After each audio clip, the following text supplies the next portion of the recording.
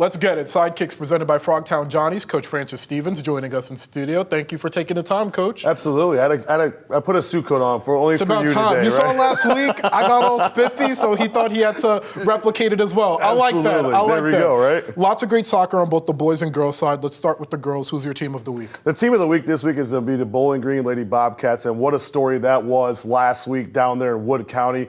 A big, big win, 2-1 win for them over the defending Cardinal Division champions. Elena Mahan with a great goal at the 80th minute. Speaks a lot of volumes about that team. I think they got some really good athletes on the wing, and again, they just really kind of battled throughout that game.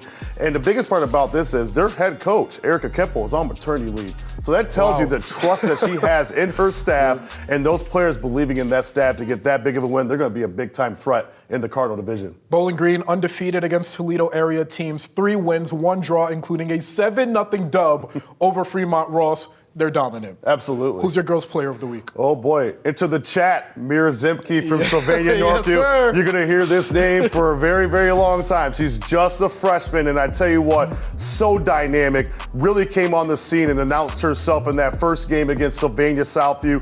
A hat trick against them, and has really done the job for that team that really struggled last year to get some goals. But again, 8 goals, 4 assists, 20 points. She actually leads the NLL Buckeye Division in goals this year as a true freshman, but she's going to have some big tests coming up against Perrysburg, that return game against Anthony Wayne, and again, that Findlay side that's been so good to actually got a draw against that Anthony Wayne team. So Mira's definitely shown some really big growth in her really young career, and I think that they found the magician on Silicon Drive over there in Sylvania, man. I need the audience to truly understand. Mira Zemke, when she scores, the Wildcats are undefeated, 4-0. How rare is it for a freshman to come in and make the impact she's making so quickly? It is really rare because, again, you don't see a lot of those kids at that age that are really doing those things. And I think that's the biggest part about it. She's really kind of come in, and that was the piece that they were really missing a little bit last year going forward. They were so good at the back with bigs, and obviously Cameron Solo and Barneski back there is so strong. Now they have that piece that can get forward and score goals. Their midfield can get involved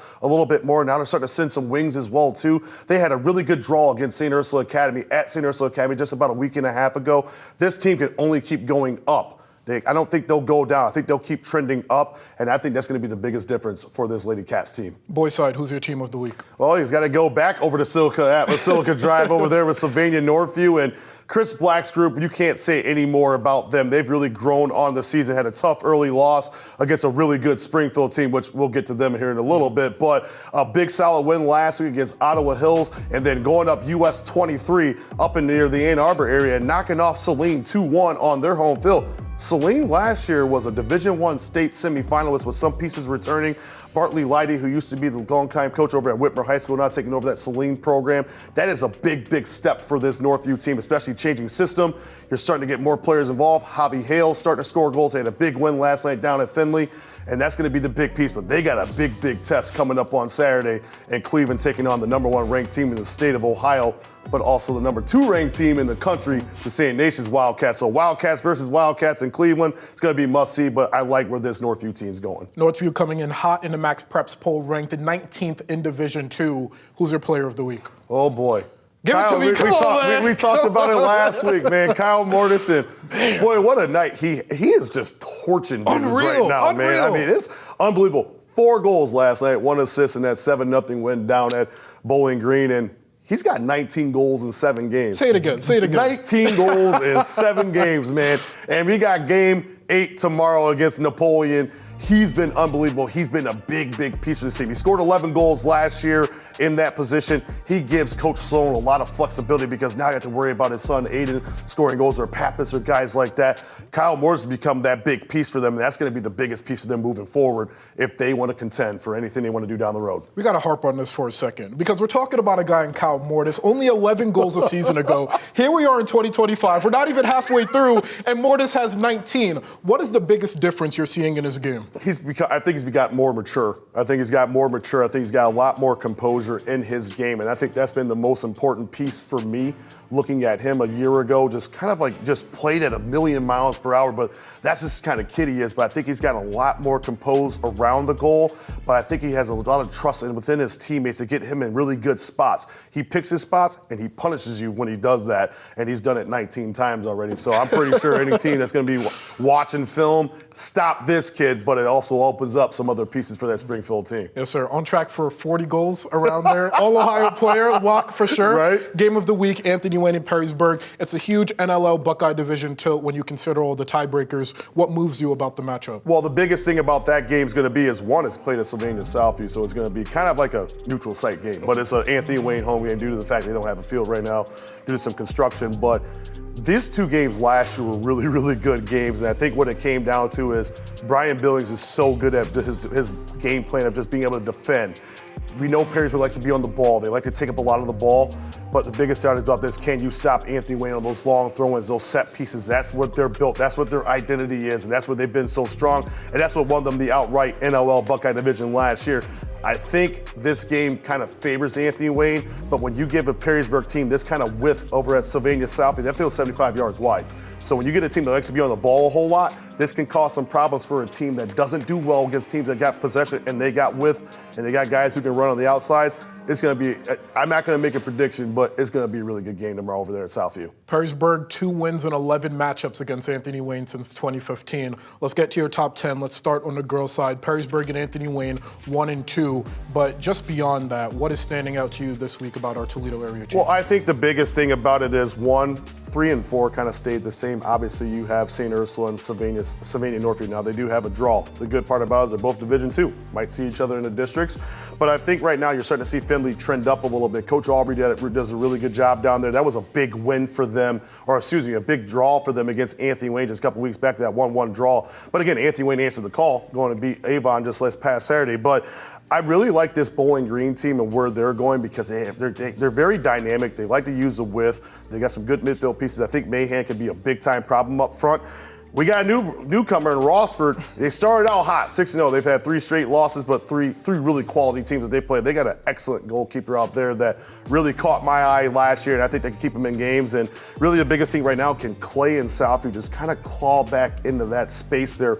Time will tell. There's still a lot of soccer to be played, but I really think right now the class of the area has got to be Perrysburg and Anthony Wayne, which we're going to see that on Monday night down at Sidekicks Stadium. That will be a fun one. As for the boys' side, Springfield rises up into your number 1 spot in your top 10, but also for the first time ever in D3, it is ranked in number 1 in the division by Max Preps. What more can you say about the Blue Devils? I'm a big fan of Adam Sloan. He's become a really good friend of mine. I really love what he's done at that Springfield program. He's been very patient. I'm going to take you back 2021, right after COVID. He had St. John's Jesuit, who was a top seed in that district, on the ropes, on their home field. Took them to overtime, took them to penalty kicks. Eventually, St. John's won that game. You were starting to kind of see, okay, this program's trending. They're starting to trend.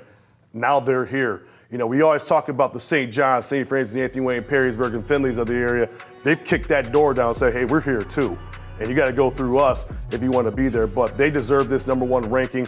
I really like this Springfield team. They got a lot of athletes around the field. Young goalkeeping, but this is okay. They're getting their experience right now. But Coach Sloan and staff is really trusted in this senior class. Starts with his son, Aiden Sloan, goes down to Mortis, and they got a really good junior class with Blake Miller and Tony Redford as well, too. Guys that have been on varsity since they're freshmen. So these guys started a few years back. You're going to take your lumps. Eventually it's going to come. I had that at St. Francis. We were very young. We eventually got to that point and things became a little bit easier for us getting to those bigger matches because you got some older guys. But this Springfield team is for real. Obviously St. Francis and Northview. Northview rises up a little bit. They were kind of down low a little bit, but they're trending up, man. I'm liking what Chris Black's doing over there.